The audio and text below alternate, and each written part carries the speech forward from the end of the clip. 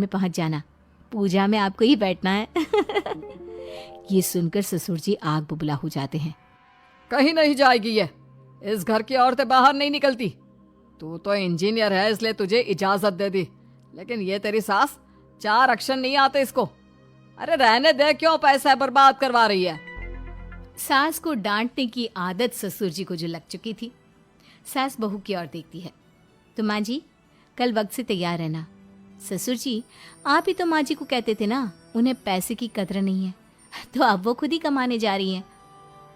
अरे और क्या पापा, देखिए मीना ने कितना अच्छा बुटीक खुला है माँ के लिए। अरे रहने दो, ये कुछ नहीं कर पाएगी, गंवार कहीं की। ससुर की रजामंदी ना होने के बाद भी सास काम करती है, लेकिन ससुर भी ससुर होता है।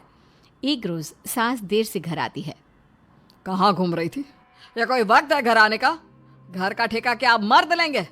अब लगोगी रसोई में, क्योंकि तुम्हारी बहू रानी भी नहीं आई अभी तक।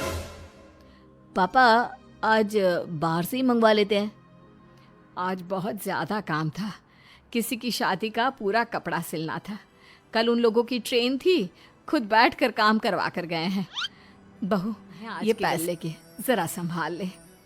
ससुर देख रहा होता है कि कैसे कल तक जिस औरत को वो बुरा भला कहकर डरा कर रखता था, वो आज उससे ज्यादा कमा रही है। देखते हैं कितना दिन कमाती है। ससुर अब रोज कोई ना कोई ऐसा काम करता जिससे सास का काम बंद हो जाए। फिर एक दिन, हे भगवान 10 बज गया, बुटीक खोलने का वक्त हो गया है, लेकिन ये मेरा इस पर ये क्या गिर गया, पता नहीं किसने क्या डाल दिया, अब क्या करूं। सास दोबारा अलमारी से दूसरी साड़ी निकालती है, फिर उसे प्रेस करती है और किसी तरह बुटीक पहुंचती है जहां पहले से ही कस्टमर खड़े होते हैं। अरे क्या हो गया? लगता है काम चल गया तो मैडम के भाव बढ़ गए। पता है इस धूप में पिछले आधे घंटे से खड़े हैं, पता होता तो वो बगल वाली शॉप में ही दे देते। अरे अरे माफ करिएगा, वो क्या हुआ ना, तैयार होकर निकल ही रही थी कि साड़ी में सॉस गिर गया। दोबारा साड़ी चेंज की तो आप आई। ठीक है, लेकिन अब आ गई है तो जरा जल्दी से कपड़े दे दो, हमें जाना है। सास को कस्टमर की बात बुरी लगती है, लेकिन क्या करती, वो जल्दी से सभी को सारा सामान देकर विदा करती है। सारा दिन काम करती है। वो निकल ही रही थी कि एक कस्टमर आती है। जी वो मेरी साड़ी है ना शादी की, उसका लहंगा बनवाना है। हाँ हाँ क्यों नहीं, बनवा लो। शादी की साड़ी के जुड़े होते हैं। बिल्कुल सही बोला आपने, परसों मेरी शादी की सालगिरह है तो जरा बना देना। अरे नहीं नहीं, इतनी जल्दी कहाँ तैयार होता है शादी का लहंगा, कम से कम 4 दिन तो। देखिए आप 2 दिनों में जितना कमाती है ना, वो मैं आपको 1 दिन में दे दूंगी। बस मेरी ये शादी की साड़ी का लहंगा बना दीजिए। सास को भी अब पैसे की लालच आ जाती है। वो सोचती है कि वैसे भी कोई अर्जेंट काम नहीं है तो वो मैनेज कर लेगी। आप ठीक है, नाप दे दीजिए। औरत नाप देकर वहां से चली जाती है। सास सोचती है कि घर जाकर रात में काम करेगी। ये सोचकर वो उस औरत की शादी की साड़ी घर ले आती है। वाह, अब काम घर पर भी ले आ रही हो। हाँ लेकिन घबराइए नहीं, घर के काम में कोई असर नहीं होगा।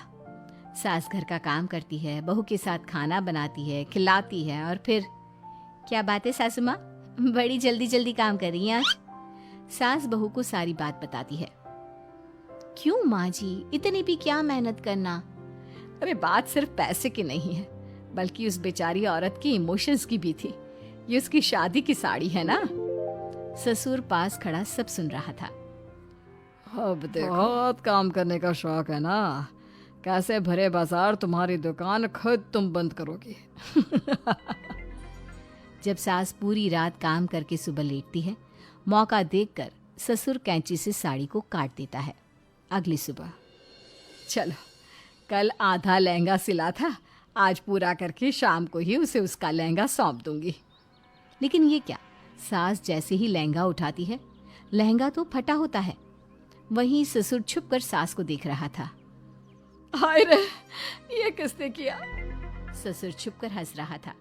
बहू देख लेती है और ससुर के पास जाती है। पिताजी, आपसे ऐसी छोटी हरकत की उम्मीद नहीं थी। आप खुद ही दुकान बंद करेगी। ससुर वहां से चला जाता है। सास भी बाहर वहां हल्की हल्की बारिश हो रही थी। क्लासरूम के अंदर सभी स्टूडेंट्स बैठे होते हैं। तभी स्कूल का सायरन बजता है। ओके स्टूडेंट्स, ये आपके मिनी लंच ब्रेक का टाइम है। क्योंकि आज मंथ का लास्ट डे है तो स्कूल में हाफ डे होगा। छुट्टी होने में आधा घंटा बाकी है, लंच कर लीजिए फटाफट से। सभी बच्चे अपना अपना लंच बॉक्स निकालते हैं।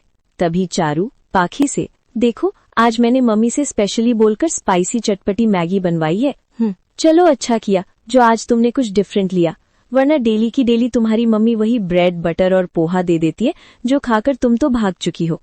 वैसे तुम्हारी मम्मी ने तुम्हें क्या दिया? मेरे लंच में जो भी होगा तीखा चटपटा ही होगा, क्योंकि तुम्हें तो मेरे पापा का चाइनीज फूड का रेस्टोरेंट चलता है।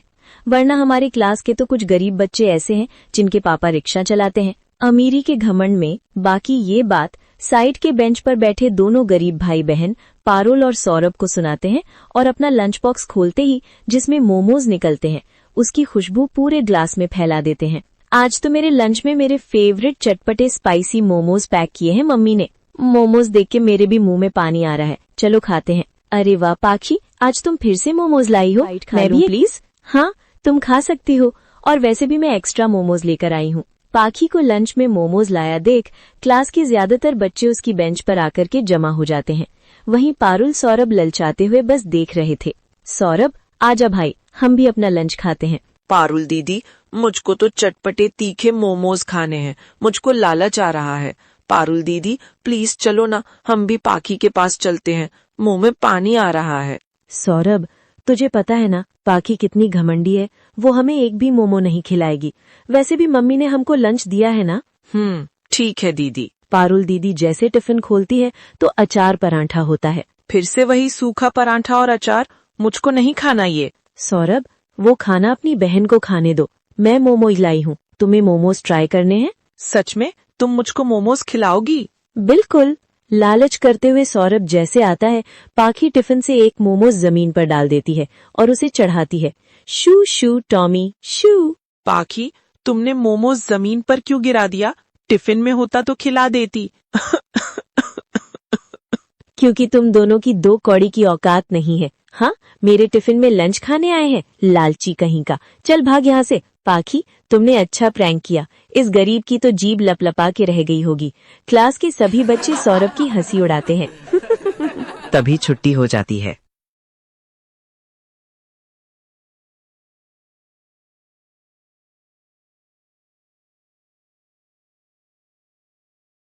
और सौरभ रोते हुए घर आता है, जहाँ सब किराए के छोटे से कमरे के अंदर बैठे थे। तभी माधवी भाभी, सौरभ पारुल स्कूल से आ गए हैं। क्या बात है, मेरा बेटा रो क्यों रहा है? आज के बाद मैं कभी स्कूल नहीं जाऊंगा।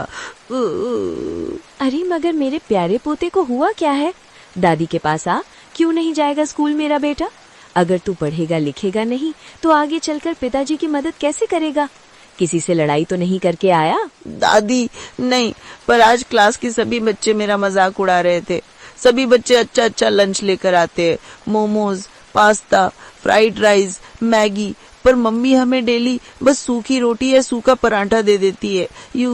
मुझे नहीं पसंद, मुझे भी मोमोज खाने हैं। सौरभ के मोमोज खाने का रट देख करके रेवती उसे फुसलाते हुए कहती है, मेरे लाडले पोते, ये मैगी मोमोज बिल्कुल अच्छी चीज नहीं होते। अरे घर का खाना शरीर के लिए सबसे अच्छा है। दादी मुझको बस एक बार चटपटे मोमोज खिला दो ना, मुझे खाना है। मुझको बस 10 रुपए दे दो ना। सौरभ दादी के पास पैसे कहाँ से आएंगे? हाँ दादी कमाने थोड़ी जाती है। रोटी भुजिया बनाकर रखी है, चुपचाप से खा लो। मुझको नहीं खानी सड़ी हुई रोटी भुजिया, ठीक है? नहीं खाना तो भूखे रहो। मैं जा रहा हूँ बाहर, मुझको बुलाना मत।